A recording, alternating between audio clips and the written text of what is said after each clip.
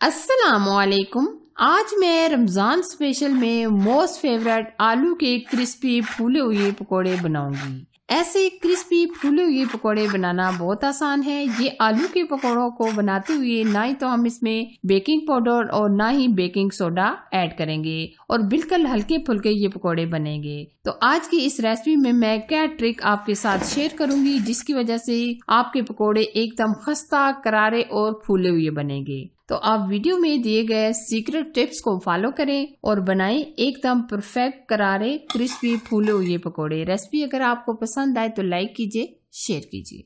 एकदम खस्ता, क्रिस्पी, फूले हुए पकोड़े बनाने के लिए ये हमने बड़े साइज के आलू लिए हैं। ये हमने 2 अदद बड़े आलू लिए और 2 अदद हमने छोटे वाले आलू लिए। जो आपके पास अवेलेबल हो आप वो आलू यूज कर लें। अच्छा जी, आलू का छिलका उतारने के बाद आप फौरन पानी में डिप कर दें, इससे आलू का कलर खराब नहीं होगा। अब मैं आपको बताऊंगी कि हम आलूओं को कैसे कटिंग करेंगे। इस तरह का हम ये पोटैटो कटर लेंगे। अगर आपके पास है तो बेहतर है, नहीं है तो आप नाइफ की मदद से भी ये कटिंग कर सकते हैं। आलू को ना हम बहुत ज्यादा पतला कटिंग करेंगे और ना ज्यादा हम मोटा कटिंग करेंगे। या आप देख सकते हैं हम इस तरह तमाम आलूओं को कटिंग कर लेंगे।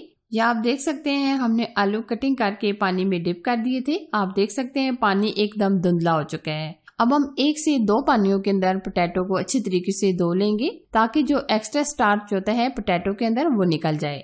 स्ट्रेनर की मदद से भी आप आलू को मुकम्मल खुश्क कर सकते हैं या किचन टॉवल के ऊपर ये पोटैटो को डाल दें ताकि ये अच्छी तरीके से एकदम खुश्क हो जाएं। आलू के पकोड़े बनाते हुए कुछ लोगों को मसला पड़ जाता है कि अगर हम पकोड़े बनाते हैं तो एक ये जो हम बैटर लगाते हैं ये उतरना शुरू हो जाता है और अच्छे तरीके से फूलते नहीं है और क्रिस्पी नहीं बनते।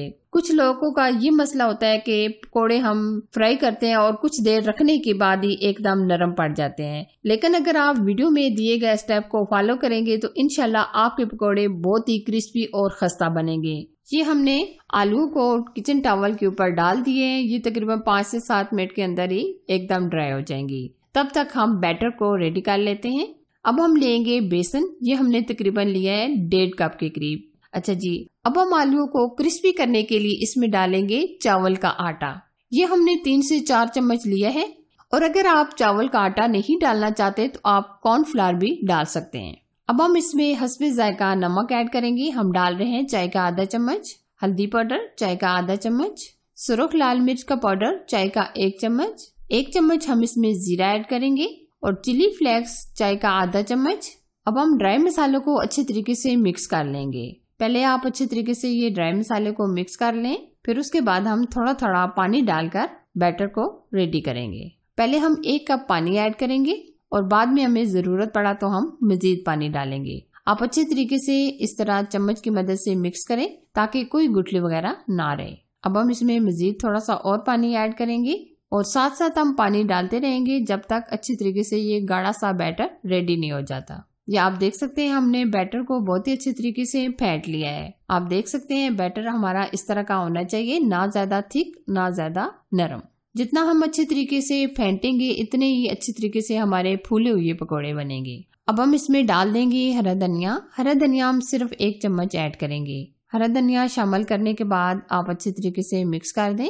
ये देखिए हमने बैटर को रेडी कर लिया है। अब हम क्या करेंगे, गरम ऑयल हम 2 से 3 चम्मच ऐड कर देंगे। यही तो होते हैं छोटे छोटे टिप्स एंड सीक्रेट जिसकी वजह से ये पकोड़े एकदम परफेक्ट बनते हैं। या आप देख सकते हैं आलू भी मुकम्मल ड्राई हो चुके हैं, यानी एकदम खुश्क हो चुके हैं। अब हम पकोड़े बनाएंगे। पकोड़ों को बनाने के लिए हमने ऑयल को गर्म कर लिया है और एक साथ हम बहुत ज्यादा भर भर के पकोड़े ऐड नहीं करेंगे, बल्कि हम इस तरीके से थोड़े थोड़े डालेंगे।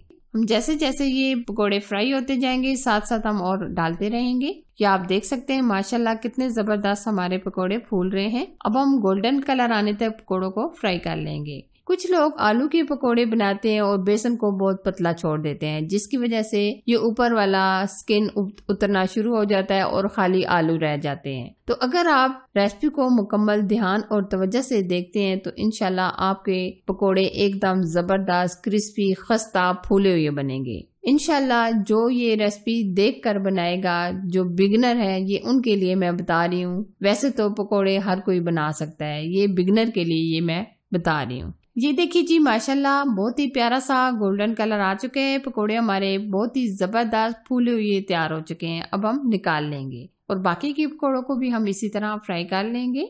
ये आप देख सकते हैं सबके बहुत ही फेवरेट क्रिस्पी फूले हुए आलू के पकोड़े हमारे बनकर तैयार हैं। यकीनन इस तरीके से अगर आपने पकोड़े बनाए तो इफ्तारी में मजा आ जाएगा और सब आपकी तारीफ करेंगे। तो कैसी लगी मेरी आज की ये अमेजिंग रेसिपी? पसंद आए तो लाइक कीजिए, शेयर कीजिए। चैनल पर नए तो चैनल को सब्सक्राइब कीजिए, साथ दिए गए बेल आइकन को प्रेस करके ऑल पर जरूर सिलेक्ट कीजिए ताकि मेरी हर आने वाली नई रेसिपी का नोटिफिकेशन सबसे पहले आप तक पहुँच सके। Thanks for watching. Allah Hafiz.